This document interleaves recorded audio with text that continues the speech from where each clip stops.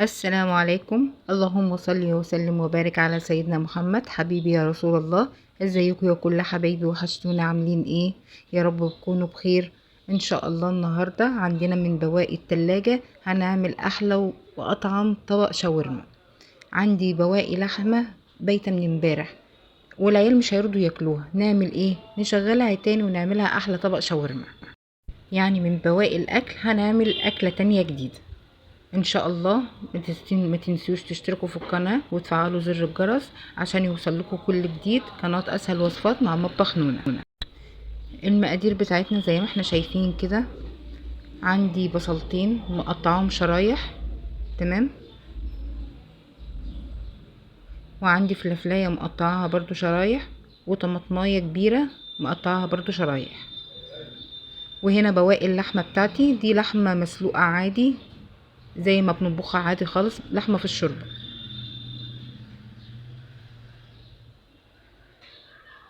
البهارات بتاعتنا ملح، معلقة توم بودر على بصل بودرة وكمون وبهارات لحمة وفلفل. مكونات سهلة جدا خالص. هنبدأ في الوصفة بتاعتنا. اول حاجة احنا معانا اللحمة، هنبدأ نقصقصها كده بالمقص قطع صغيرة كأننا بنقطعها قطع الشاورما.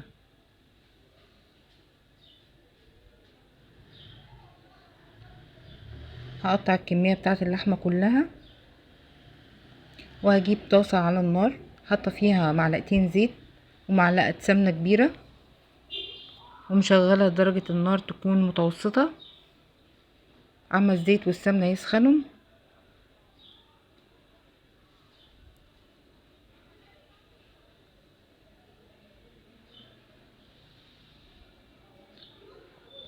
كده الزيت والسمنة سخنوا معايا، هنزل عليهم بالبصلتين اللي انا عاملاهم شرايح.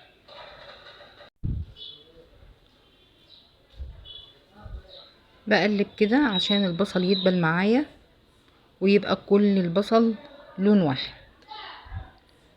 انا مش عايزاه يحمر ولا حاجة، انا بدبله بس.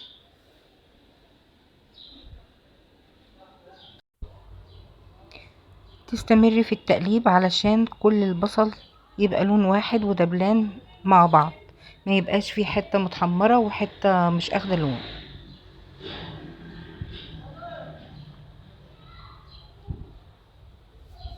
حوالي دقيقة كده او نص دقيقة بنقلب فيه.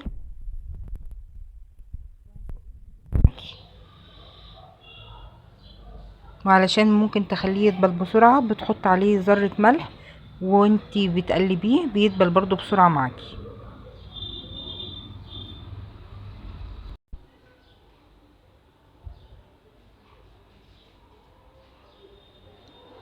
ما تنسوش تشتركوا في قناة اسهل وصفات مع مطبخ نونا، وتعملوا لايك وتفعلوا زر الجرس عشان يوصلكوا كل جديد. هنا يعتبر دبل معايا شوية، فهنزل عليه بباقي المكونات.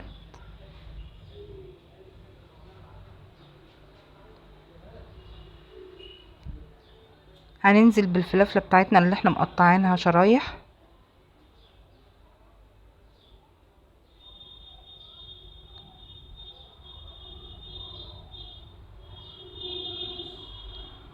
البصل ما تغيرش لونه، هو دبل بس، انا مش عايزاه يغير اي لون.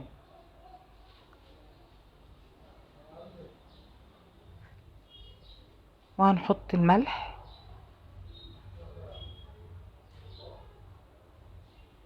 والبهارات، اللحمة والكمون والبصل والثوم البودرة والفلفل، دي البهارات بتاعتنا.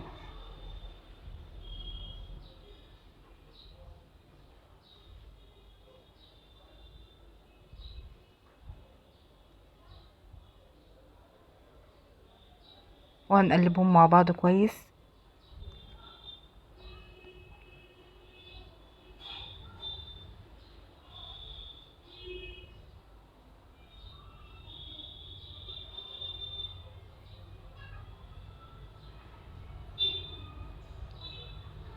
كده كل المكونات دبلت مع بعضها كويس جدا. الفلفلة والبصل بالبهارات، نزلت عليه باللحمة اللي انا مقطعاها قطع،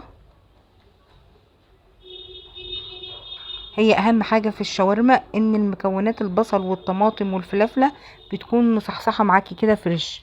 اخر حاجة بنزل بيها بالطماطم، ما بنزلش بالطماطم في الاول ليه؟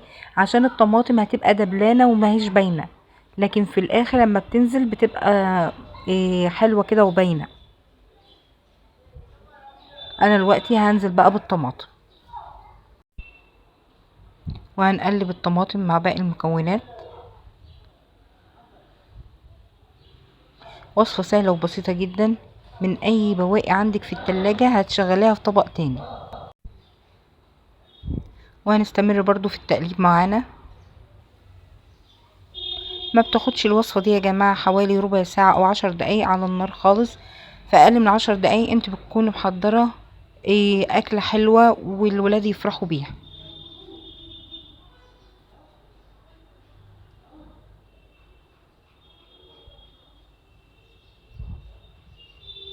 انا سبتها 5 دقايق كده ورجعت قلبت فيها كمان. كده هي استوت معايا خالص، ما اقولكوش ريحتها تجنن وطعمها جميل جدا جدا.